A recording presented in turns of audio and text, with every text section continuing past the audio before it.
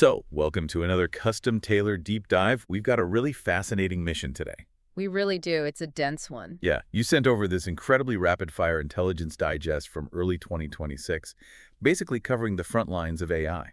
Right. And we're looking at four completely different domains here: healthcare, cybersecurity, entertainment, and education. Exactly. And the goal for us today is to synthesize these fragmented updates for you, the listener, to build a cohesive map of where we're actually headed. Because artificial intelligence is moving way past being just a buzzword. It's becoming structural. Yeah, it's infrastructural.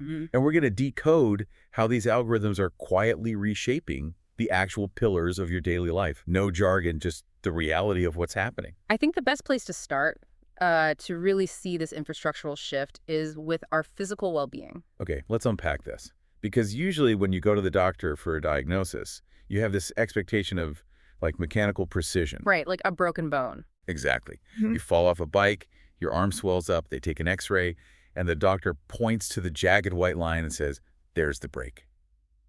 It's very binary. Broken or not broken. Yeah, it's highly visible, it's clean, and honestly, it's comforting because human eyes can easily categorize it. But then, you step into the arena of really complex systemic diseases. And that comforting binary goes out the window. Oh, completely. We're talking about microscopic cancers or these highly obscure genetic disorders. Suddenly, that X-ray machine is just totally inadequate. The landscape gets murky. Exactly. The markers for these diseases are so subtle, and they're buried so deeply within mountains of biological data. Even a physician with 40 years of experience just cannot spot them with the naked eye. Because the visual cues haven't even formed yet. Right. And clearing up that murkiness is exactly what this new tier of medical AI from the digest is doing. It alters the mechanism of seeing entirely. Which is wild. The digest talks about this system being trained on hundreds of thousands of medical images. But we have to strip away the idea that the AI is actually looking at a picture the way you or I do. Right. It's not looking for a dark shadow on a lung x-ray. No, it is processing that image as this vast mathematical matrix. So it's basically reducing human tissue to geometry and pixel density. Precisely. A human doctor is looking for a shape. The AI is analyzing the exact gradient of every single pixel, and then it compares that mathematical relationship against millions of other pixels in its historical database. Oh, wow. Yeah, so what's fascinating here is that it recognizes a statistical deviation in the tissue structure months, sometimes even years, before that deviation turns into a visible shadow. That perfectly explains the unprecedented precision the digest mentions regarding those rare genetic disorders. Yeah, because think about the current workflow. A doctor might see a patient with, say, 5 seemingly unrelated symptoms. And they could struggle for years trying to connect them. Exactly. But the AI instantly maps those 5 traits against a global genetic database. It runs millions of probability calculations in seconds. And then it spots the microscopic mutation, linking them all together. Right. And if we look at why this matters on a larger scale, it's not just about diagnostic accuracy. It's about hospital workflow. Because it's taking over the heavy lifting of data analysis. Yes. The structural revolution here is resource allocation. The system doesn't just hand the doctor a stack of raw data. It hands them a synthesized, mathematically verified conclusion. So what does this all mean for you as a patient? It's like every doctor is suddenly partnered with this super detective who has instantly memorized every medical file in human history. That's a great analogy. The AI solves the massive math puzzle in the background, but the human doctor is the one who walks into the room, delivers the news, and holds the patient's hand. Which improves patient outcomes across the board because it removes the cognitive drain from the physician. Right. They can focus on actual patient care instead of endless paperwork. That is the ideal synthesis. The machine operates at scale, and the human operates with compassion. But, and there's a big but here in the source material, to feed a medical AI like this, you need massive databases of highly sensitive patient information. Oceans of data. Every scan, every genetic sequence. Which means you're basically building the most valuable digital vault in human history. And protecting that massive digital infrastructure brings us directly into a high-stakes battlefield. The cybersecurity updates in the dispatch. Exactly. And the defense mechanisms have had to fundamentally change, right? Because as these databases get more interconnected, the attack vectors just multiply. They do. And what we're seeing is a rapid shift from static defense to dynamic prediction. It's no longer just about building a taller digital wall. No. Security firms are now using machine learning to detect anomalies in real time. Think about how a traditional firewall works. It's essentially a bouncer at a club checking IDs against a known list of bad actors. Right, if a virus has a known signature, the bouncer blocks it. But modern malware is polymorphic. It constantly rewrites its own signature to bypass that bouncer. So checking IDs is completely useless if the attacker keeps changing their face. Exactly. So instead of looking for known threats, the AI learns the DNA of the network's normal behavior. It builds a dynamic baseline. It knows how much data usually moves at like 2 a.m. on a Tuesday. Right. And the millisecond an unauthorized entity tries to siphon data, even using an unknown zero-day exploit, the AI spots the behavioral anomaly and shuts it down instantly. But here's where it gets really interesting, and I have to push back a little on this tech utopian narrative. Go for it. If the good guys are using AI to build these predictive shields, the digest explicitly warns that the bad guys are using the exact same machine learning models to craft far more sophisticated It's attacks. a double-edged sword. Yeah. So aren't we just watching a high-speed cat-and-mouse game where algorithms are fighting algorithms? Where do humans even fit into this if the attacks are happening in milliseconds? It's a very valid concern, and it's exactly what the source warns about. We've crossed the threshold into algorithmic speed. The combatants aren't human anymore. No, but that doesn't render humans obsolete. It's not just a machine problem, it's an institutional one. Our position on the board changes. We're no longer the frontline soldiers, we are the architects of the battlefield. So we define the parameters, but send the automated proxies in to fight. Yes, and the source makes a huge call for ongoing research and collaboration.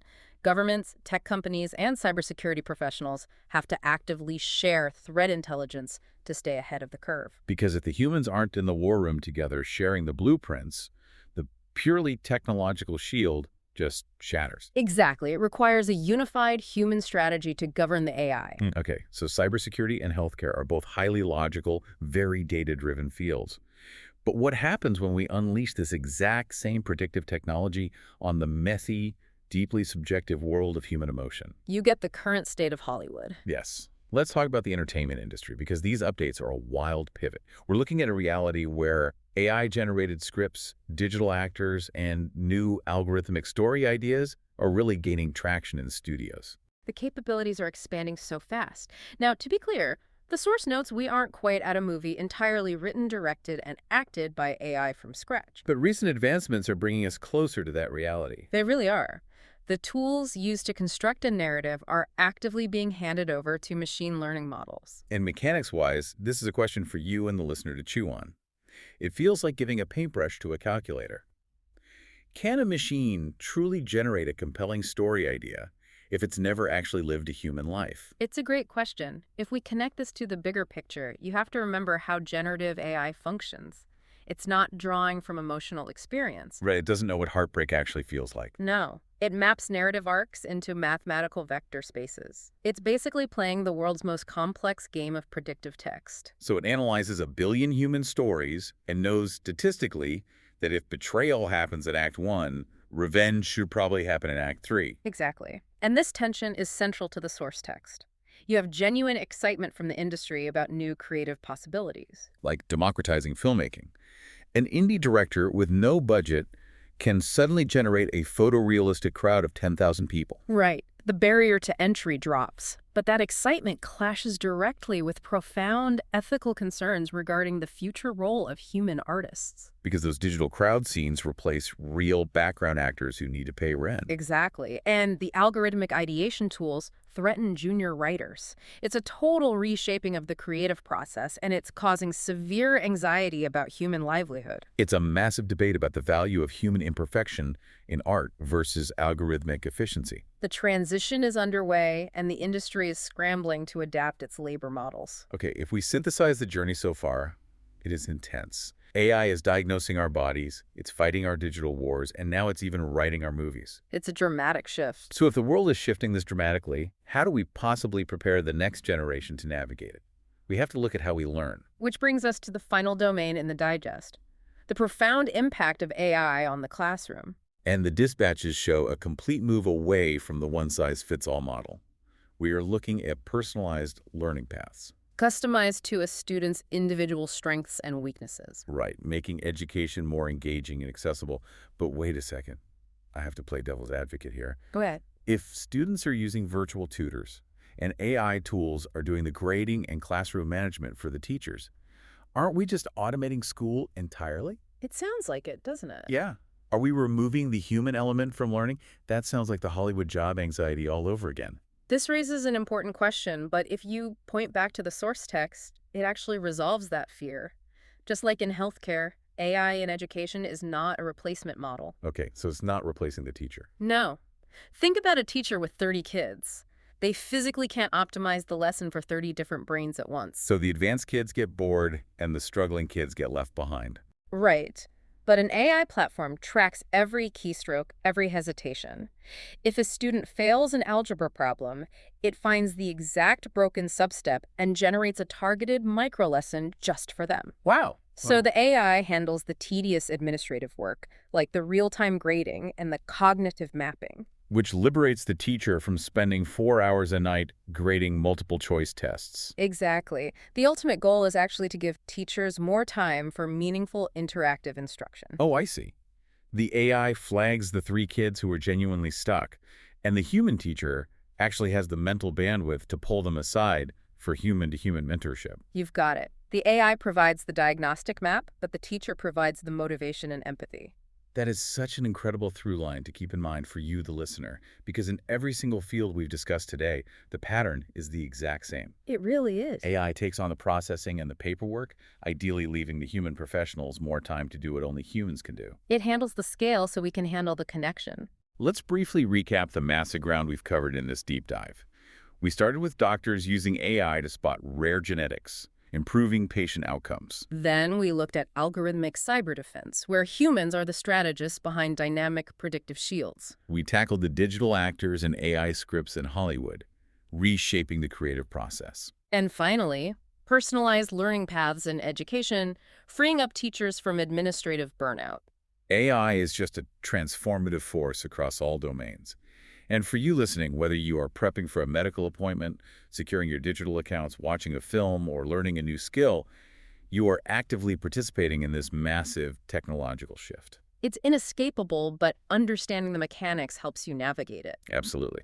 Which leads me to a final lingering question I want to leave you with today. I love these. Let's hear it. Today's sources showed us AI freeing up doctors from paperwork and teachers from grading so they can focus on human connection.